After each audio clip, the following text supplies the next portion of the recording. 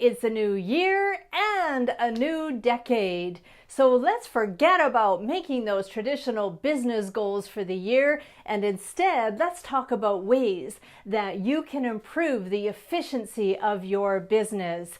Hi, I'm Susan Friesen from eVision Media, your all under one roof web development and digital marketing solution provider.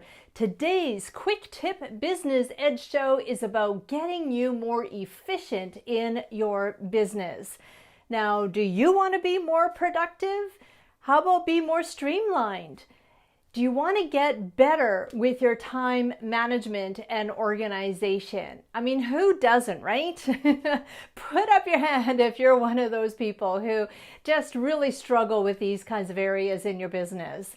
Now, I've heard from many of you that these are sticky areas. And so today I want to share with you my top tips on getting more efficient in your business.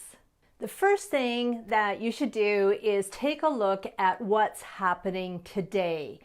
What isn't working? What is working? Take a snapshot of what is going on in your business, in your marketing efforts, and everything that is involved in your business strategy, and take a note of everything that is not working. And you need to do this because you don't know what to change until you know what you need to change, right?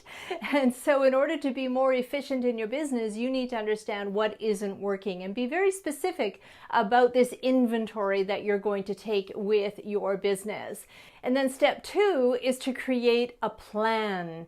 You must have some sort of a business plan in action. Whether you wrote it a long time ago or have a brand new business plan, there needs to be a plan in place. Now, if you did create your business plan a long time ago, I encourage you to revisit that because things have changed. Your business may have evolved over time. And so if that's the case, do check out the interview series that I'm doing with Pamela Chattery. I'll have the link for you below on where she talks about the importance of business plans and what makes up business plans, just in case you don't have one in place yet. And then, of course, a part of a business plan is a marketing plan. And I have also talked about marketing plans in the past, so those links also will be below. But you need to have a marketing plan. You can't just be throwing spaghetti on the wall and hoping that something sticks. So be strategic with your efforts. That is all a part of being efficient in your business. And then, of course, having a marketing plan tells you what you need to do and how to fulfill those kinds of goals that you made up in your business plan. Now, tip number 3 is to delegate. Now, before you hit the back button and leave, because you don't want to hear about this, because I do know that a lot of entrepreneurs want to do everything themselves with efforts of saving money. But in all honesty, this is doing you such a disservice. It's very inefficient with your time to waste all of that time learning skills rather than focusing on your actual core competency for your business. Wouldn't it be so much easier for you if you could just focus on what you're really good at and delegate to people who are really good at the other things that have to happen in your business, such as the marketing part of it, and have them take care of that very important component so that you don't have to learn someone else's core competency and expertise. So find people who specialize in those certain areas that you need to delegate to. You found that list in your what's not working department. What isn't working is when you're taking way too much time. And so of that area, who can you delegate to who are experts in those areas?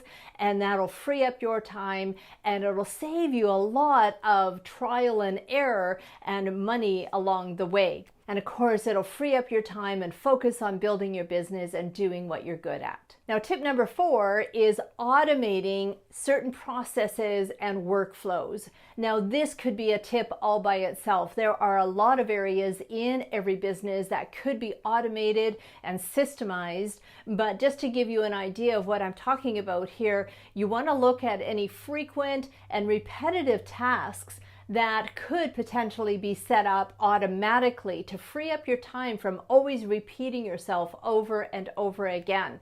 So one of those areas can be setting up autoresponder emails for people who have signed up for your newsletter. So an autoresponder email means that when somebody signs up for your newsletter, then you have pre-created and set up a sequence of emails that will go out to that person to help nurture that potential lead and build up the know, like, and trust factor with them without you having to do any of the work. All of the work was done right off the beginning, and then it works automatically, seamlessly, without any extra effort. Now, of course, in order to set up an autoresponder series, you need a newsletter service provider. Now, one newsletter service provider that I highly recommend is looking into Constant Contact.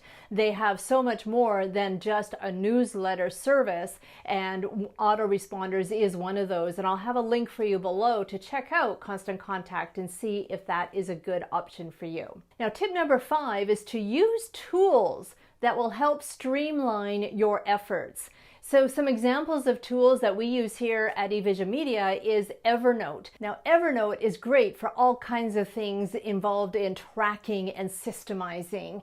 It can be tracking your leads and your clients and all of the different communications that you have with your potential leads, and of course all of your to-do list that you have as a business owner, and any notes and ideas that you can write down. I know that often entrepreneurs are visionaries and there's just way too many ideas going on for time to be able to implement. So Evernote is a great way to just make note of all of those ideas and visions that you have so that you can go back to them when you have a chance to actually implement those ideas. And of course, any projects that you might have on the go, any campaign launches, a book launch or a program launch or a product launch, anything like that can all be strategized and made note of, and just to kind of make it, you can even make a checklist in Evernote, which I just love. I live, eat, and breathe in Evernote, so I really encourage you to take a look at that. And then of course, there's your social media management that needs to be put under control. And here is where you do need some sort of a social media management tool to help you stay systemized and be very cognizant of your time so that everything can be streamlined within this tool. Now, there are a lot of tools available. A couple of examples would be Hootsuite or Buffer or Meet Edgar, and there's many others. And in fact, in my Amplify Business Academy, which is a monthly training program that I have had on for many years now, we just recently did a whole series on all of the different social media management tools that are available out there as of today. And so if you want to sign up for Amplify, you can sign up for only $1 to get access to all of our library of training materials for the next 14 days. And then on day 15, if you're really liking what we've got and all of the new materials that are constantly being added in every month, then you just go into the regular monthly cost from there. And so head over to amplifybusinessacademy.com, and I am sharing with you all the ways that you can be streamlining your efforts in terms of social media management. Now, the next tool that I wanted to talk to you about was Outlook. Using Outlook for email and for your calendar and for task management even is amazing. And if you're not using Outlook, I highly encourage you to look into it. I find that using free software tools like Gmail or Yahoo or any of those kinds of free tools can cause a lot of stress and inefficiencies where you're looking for stuff, you're not finding stuff, things are going in wrong places, and it can be very frustrating. So do check out Microsoft's Outlook and see if that can be an option for you to use in your business. I highly recommend it. It will get you so much more efficient with your time. The next time efficient tip I wanted to share with you is setting up a calendar scheduling tool. Now, there's lots of free ones out there like Calendly, and there's also paid ones too. Calendly also has a paid option, or there's Acuity and many others. Now, these calendar scheduling tools can be very efficient with your time, where all you have to do is set up your blocks of times that you are available to set up appointments.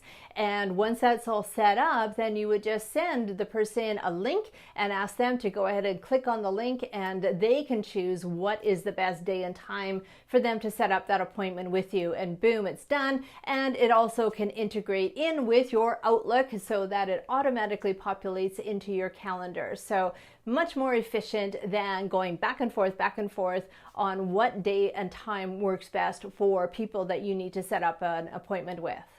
And the other tool that I wanted to tell you about is using a project management tool. Now, these project management tools can be very, very helpful and efficient with your time when you're organizing projects and tasks like launches and webinars and those kinds of things, especially if you have a team that you are managing, so that everybody is on the same page. Everybody knows what the deadlines are, they know what their tasks are, and when they have to get their tasks done by. So some of the different project management tools that are available out there is Asana, and there's Zoho, there's Monday, Trello.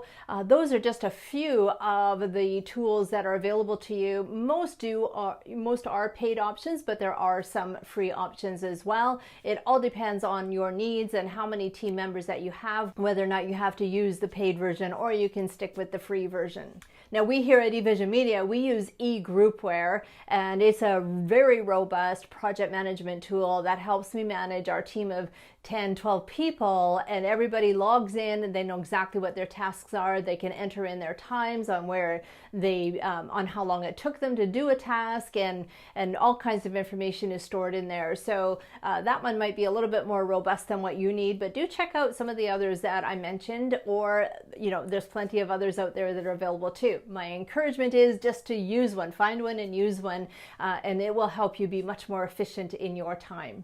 Then tip number 6 is to focus on one task at a time. I know that this is a real toughie. We women especially we almost pride ourselves on being able to multitask, but there are lots of reports out there and studies saying that multitasking really is not all that beneficial. And I find, for me, even though I'm very good at multitasking, but I find that when I have a very long to-do list, the best thing that I can do and the most efficient way of me tackling that to-do list is to focus on one thing at a time and don't let anything distract me. So I turn off the social media, I ignore the phone, I shut down my email, and I just focus on that one task. And then what I do is I actually have a paper task to-do list too, and I love to get my red pen and I just scratch that off as soon as it's done. And there's something very, very satisfying about doing it that way. But the point here is to just focus on one thing at a time.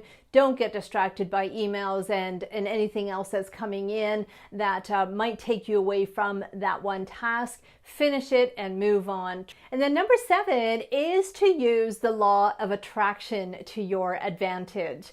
And here is where, it's a little metaphysical, but it really does help with our efficiency, because what we want to do when we're in business is we want to attract more of the good things, more of the fantastic ideal clients, and more of success, right? And so one way to do that is to have a gratitude journal as an example, and just keep focused on all the things that you do want in your business and write down all of the wins and all the things that you're grateful for.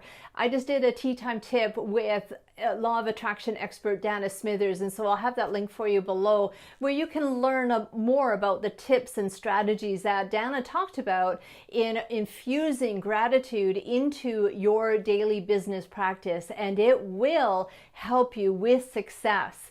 And another thing that you can do is meditate. Meditating will help you keep calm and stay more focused so that you can really succeed in your business. Now, running a business takes a lot of time, energy, and money. And being efficient in every part of your business will increase your chances of success. Now, these 7 different ways that I have just shared with you on how to be more efficient in your business is really just a few of the top ideas that I wanted to share with you today. There are more, but if you can just get started with these, that will help you on the best track for success. So tell me, where do you need to be more efficient at? Let me know below and let's have a discussion. And maybe you have even some more ideas that you can share on how to be more efficient in your business. And that's it for today's Business Ed Show. Thank you so much for joining me, and here's to your ongoing success. Bye for now.